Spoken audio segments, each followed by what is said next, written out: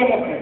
दोनों राजकीय पक्ष के जो सांसद हैं, मेंबर ऑफ पार्लियामेंट, वो बहस कर रहे हैं संसद में, कानून नहीं लागू कर रहे। उनमें से एक एमपी है, उसको मैंने ईमेल किया, उसका नाम है फ्रैंक पॉलन। मैंने उसको एक ईमेल किया और पूछा कि आपके देश की संसद में 20 साल से बहस होती है, आप वैट क्यों नहीं लाते? और WTO की भी कंडीशन है, फिर भी आप वैट नहीं लाते हैं, इसका कारण क्या है? फ्रैंक पॉलन ने कहा कि हमारे देश में अगर हम वैट लाएंगे तो हमारी आर्थिक व्यवस्था टूट जाएगी, इसके लिए हम वैट नहीं लाते। मैंने उसको पूछा आपकी आर्थिक व्यवस्था कैसे टूट जाएगी? वो कहता है कि हमारा देश अमेरिका कैसा देश है, हमारे यहाँ कोई वस्तु जब बनती है किसी कारखाने में और ग्राहक के हाथ में जब पहुंचती है तो कम से कम 3-4 बार वो अलग अलग लोगों के पास से गुजरती है। वो स्टॉकिस्ट हो सकता है, डिस्ट्रीब्यूटर हो सकता है, एरिया रिटेलर हो सकता है, रिटेलर हो सकता है। और वैल्यू एडेड टैक्स की डेफिनेशन है कि कोई वस्तु जितनी बार बिके, जितनी बार उसमें वैल्यू एडिशन हो, जितनी बार उसमें मूल्य का बढ़ना हो, उतनी बार उस पर टैक्स लगे। तो वो कहते हैं कि अमेरिका में माल बनाने से माल बिकने तक 3-4 चरण में वस्तु घूमती है।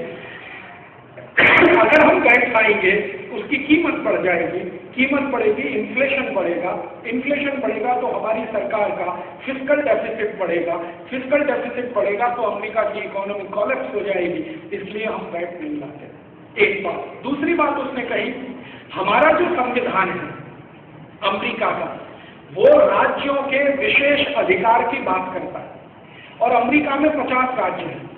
हर एक राज्य को उतनी ही ताकत है जितनी अमेरिका की सरकार को। ये जो यूनाइटेड स्टेट्स ऑफ अमेरिका है, ये अमेरिका की केंद्र सरकार है और अमेरिका में 50 राज्यों की राज्य सरकार है। केंद्र सरकार राज्य सरकार के अधिकार बराबर है। केंद्र को कुछ टैक्स लेने का अधिकार है तो राज्य को भी विशेष टैक्स लेने का अधिकार है। और अमेरिका के संविधान में बिक्री कर, सेल्स टैक्स, राज्य के विशेष टैक्स के अधिकार कानून में आता है और वैट लाने से वो सेल्स टैक्स हटाना पड़ता है, राज्यों के अधिकार खत्म होते हैं। इसलिए वो कहते हैं हम हमारे संविधान का उल्लंघन नहीं कर सकते, इसलिए वैट नहीं लाते। वो कहते हैं हमारा संविधान संघीय संविधान है, फेडरल कॉन्स्टिट्यूशन है, तो हम इसलिए वैट नहीं लाते। ये दो बातें, ये दोनों बातें भारत पे भी लागू होती है। भारतीय संविधान भी फेडरल कॉन्स्टिट्यूशन है, बस इतना ही अंतर है कि भारत में एक केंद्र सरकार है और 30 राज्य सरकार है। अमेरिका में एक केंद्र सरकार है, 50 राज्य सरकार है। नंबर का फर्क है, दोनों ही जगह राज्यों को विशेष अधिकार है और भारतीय संविधान में भी बिक्री कर का विशेष अधिकार राज्य को है, लेकिन हमारी सरकार उसका उल्लंघन करके वैट ला सकती है। अमेरिका की सरकार कहती है हम संविधान का उल्लंघन नहीं कर सकते। फिर मैंने फ्रैंक पॉलन को पूछा, अगर आपके संविधान का आप उल्लंघन नहीं कर सकते तो WTO की शर्त का उल्लंघन कैसे कर सकते हैं? तब उसने मुझे बताया कि हमने WTO को साइन करने के पहले हमारे संविधान में एक संशोधन किया है और वो संशोधन ये है कि जब भी अमेरिका का संविधान और दुनिया का कोई भी समझौता एक दूसरे के विपरीत होंगे, हमेशा तब अमेरिका का संविधान ही लागू होगा, समझौते की कोई ताकत नहीं होगी। Always American constitution will prevail. कोई इंटरनेशनल ट्रीटी और अमेरिकन कॉन्स्टिट्यूशन का झगड़ा होगा, then always American constitution will prevail.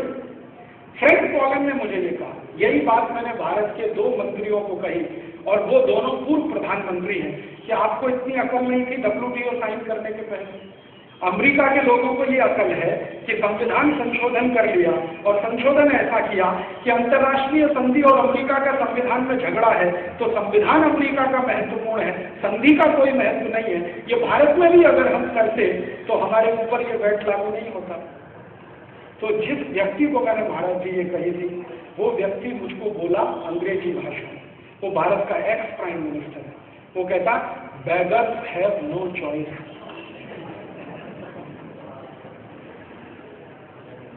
Beggars have no choice. और ये व्यक्ति जिसने मुझे ये कहा उसका नाम है इंद्र कुमार गुजराल, जो भारत में प्रधानमंत्री रह चुके हैं। वो कहता है हम भी ये कर सकते थे संविधान संशोधन, लेकिन चूंकि हम भिखारी हैं इसलिए हम कुछ नहीं कर सकते। हम तो हाथ फैला के अमेरिका के सामने खड़े हैं भीख मांगने के लिए। जो कर सकता है वो अमेरिका कर सकता है, हम कुछ नहीं कर सकते। बेहतर कर लो सर। तो इस कारण से हमने तो संविधान संशोधन बिना किए गैट करार सही कर दिया, तो गैट की हर एक शर्त हमारे ऊपर अब भारी पड़ने वाली है। अमेरिका ने संशोधन करके गैट करार सही किया, तो कोई भी काम जो अमेरिका विरोधी है, गैट के अंदर है, अमेरिका उसे नहीं माने तो कोई उसका कुछ नहीं बिगाड़।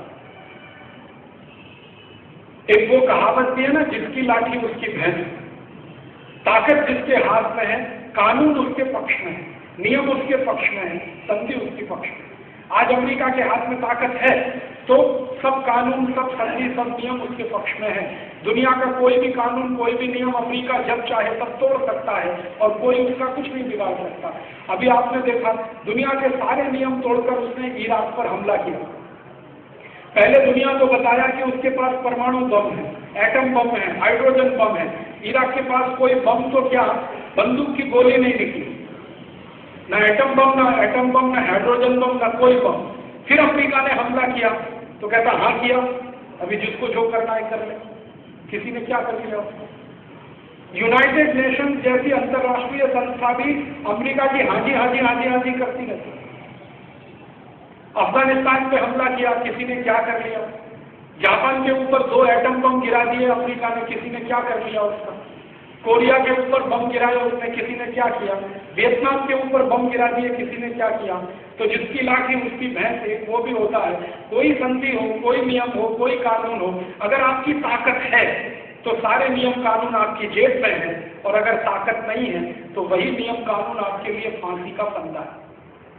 तो अमेरिका तो गैट करार सही करने के बावजूद वैट नहीं लाया, तो कोई उसको कुछ नहीं कह सकता। हमने सही कर दिया है गैट करार, तो वैट लाना हमारे लिए कंपलसरी हो गया, ये हमारी सरकार कहती है। अब ये जो शर्त है WTO की, जिसके आधार पर वैट आया है, उस वैट को हिंदुस्तान की सरकार ने एक ड्राफ्ट बना के भारत के 30 राज्यों की सरकार को दे दिया, ऐसा ऐसा कानून बना दो। 30 में से 22 राज्यों ने कानून बना के लागू कर दिया, और जिन राज्यों ने कानून बना के उसको लागू किया उनकी स्थिति क्या है? 15 मार्च को सरकार ने ड्राफ्ट दिया, 15 मार्च को, और 30 मार्च को ज्यादातर सरकारों ने कानून बना के लागू किया। कुछ राज्य सरकारों की तो ये स्थिति थी कि उनको ड्राफ्ट 27 मार्च को मिला और 30 मार्च को कानून बन गया और 1 अप्रैल से लागू हो गया। कोई बहस नहीं, कोई चर्चा नहीं, कोई बात नहीं। और मजे की बात यह है कि ये भारत में पहला ऐसा एक कानून बना टैक्स का जिसको बनाने वालों को मालूम नहीं है कि कानून क्या है। मैं महाराज जी आपसे बहुत गंभीर बात कर रहा हूं, कानून बनाने वालों को माहिती नहीं कानून क्या है। क्योंकि जब ये कानून बन गया, मेरे जैसे कुछ लोगों के हाथ में वो ड्राफ्ट आया। एक बार कर्नाटक राज्य सरकार के वित्त मंत्री को मैंने वो कानून की फोटोकॉपी और मेरे एक चिट्ठी के साथ भेजा, आपने ये पढ़ लिया, इसमें क्या क्या लिखा है आपको अंदाजा है? तो वहां का वित्त मंत्री सिद्धरामैया बोलता नहीं, अभी पढ़ने की फुर्सत नहीं मिली है, कानून बन गया, पढ़ने की फुर्सत नहीं मिली। किसने पढ़ लिया? और अधिकारियों ने पढ़ लिया। अधिकारियों को जनता से क्या लेना देना है? अधिकारियों की जनता के प्रति कोई जवाबदेही नहीं है, उनकी जवाबदेही मंत्रियों के प्रति है, मंत्रियों की जवाबदेही जनता के प्रति है। उन्होंने नहीं पढ़ा है और कानून बन गया। कई राज्यों में मंत्रियों ने ये कहा कि हमको पढ़ने का टाइम ही नहीं मिला, क्योंकि एक दिन पहले कानून बना, अगले दिन लागू हो गया, हम उसमें कोई बहस नहीं कर सके, सुझाव नहीं दे सके। ऐसी स्थिति में इस देश में आए, तो परिणाम क्या हुआ है? अधिकांश लोगों को माहिती नहीं है वैट क्या है। जिनके ऊपर लागू हो रहा है उनको माहिती नहीं है, जिनके द्वारा लागू किया जा रहा है उनको माहिती नहीं है। और मैं आपको एक हास्यास्पद बात बताता हूँ, पिछले 2.5-3 महीनों से मैं ज्यादा से ज्यादा व्याख्यान वैट पे कर रहा हूँ, और बड़े बड़े व्याख्यानों में ऑफिसर आके सामने बैठते हैं, कमिश्नर आके बैठता है। मैं पूछता हूँ तुम क्यों आए हो, क्योंकि मैं तो तुमको गाली देने वाला हूँ। तो उसने कहा आपके व्याख्यान से माहिती मिलती है कि वैट क्या है। हमको तो कोई माहिती नहीं दे रहा है कि वैट क्या है। लागू ऑफिसर को करना है, उसको माहिती नहीं है वैट क्या है। वो कहता अभी सरकार हमारा एक वर्कशॉप करने वाली है, फिर दूसरा वर्कशॉप होगा, फिर तीसरा वर्कशॉप होगा, धीरे धीरे माहिती मिलेगी, फिर हम लागू करेंगे।